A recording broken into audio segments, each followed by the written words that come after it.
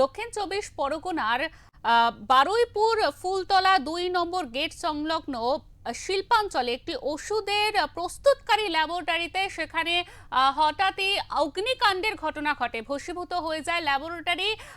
এই ল্যাবরেটরিতে mask, cough syrup সহ বিভিন্ন ধরনের ওষুধ তৈরি করা হতো বলে জানা গিয়েছে। খবর পেয়ে বারুইপুর ও সোনারপুর দমকল কেন্দ্র থেকে মোট 4টি ইঞ্জিন ঘটনাস্থলে পৌঁছে আগুন নিয়ন্ত্রণে আনার কাজ শুরু করে এবং প্রাথমিকভাবে জানা গিয়েছে দিনের কাজ শেষে শ্রমিকরা ল্যাবরেটরি বন্ধ করে চলে যাবার কয়েক ঘন্টা পর আগুনের সূত্রপাত হয়। শিল্পাঞ্চলের নিরাপত্তা রক্ষীরা প্রথম ধোঁয়া ও আগুনের শিখা দেখতে পেয়ে চিৎকার শুরু করে এবং সঙ্গে সঙ্গে দমকল ও পুলিশকে খবর দেন। আগুনের তীব্রতায় ল্যাবরেটরির ভবনের দেওয়ালে ফাটল দেখা দিয়েছে, ফলে ভবনটির স্থায়িত্ব নিয়েও তৈরি হয়েছে উদ্বেগ। প্রাথমিক তদন্তে অনুমান এসির শর্ট সার্কিট থেকে আগুনের সূত্রপাত হতে পারে। এই ঘটনায় এখনো পর্যন্ত কোনো হতাহতের খবর পাওয়া যায়নি, তবে ক্ষয়ক্ষতির পরিমাণ ব্যাপক বলে প্রাথমিকভাবে মনে করা হচ্ছে।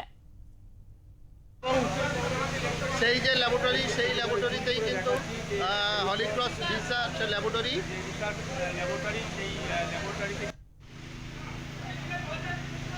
নেভাবে কিভাবে? যেখানে আগুন জ্বলছে সেখানে যেতে পারছে না কেউ।